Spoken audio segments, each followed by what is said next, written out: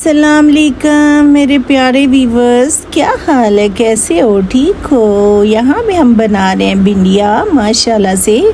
ये गर्मी के तोहफे हैं, गर्मी स्टार्ट ही हो रही है तो माशाल्लाह इतनी मज़े की भिंडी बनती है और खाने में भी बहुत अच्छी होती है, बनने में भी एक आधे घंटे में मैंने रोटी और भिंडी तैयार कर ली थी।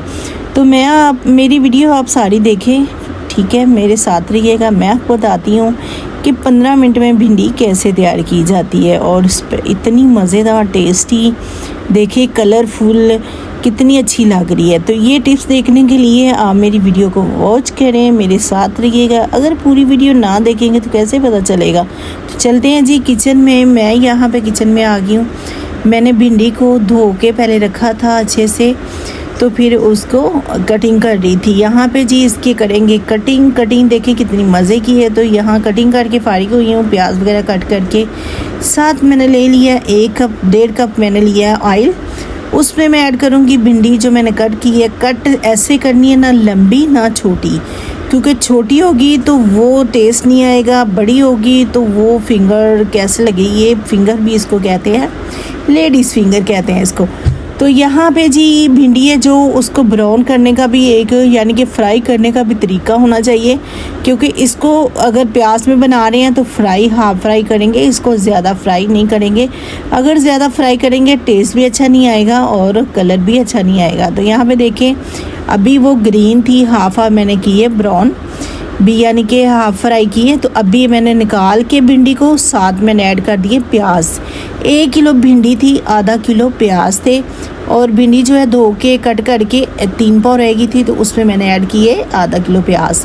तो यहाँ प्याज को जो है ना उसको हल्का सा सौते करेंगे, यानी कि कलर नहीं देंगे, हल्का सा सौते करेंगे। यानी कि सौते करने का मतलब ये है कि पानी जो होता है ना प्याज में वो खुश्क होना चाहिए।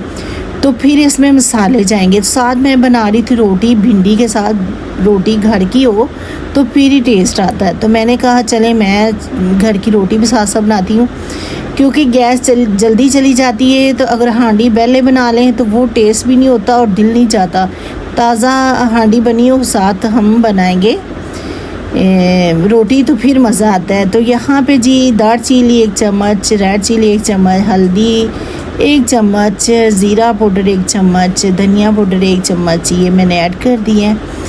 तो इसको ऐड करने से ये घर के मसाले हैं, कोई बाहर का कोई मसाला नहीं है। तो इसमें जो नमक है वो हम डालेंगे बाद में, थोड़ा सा नमक जो है वो बाद में डालेंगे।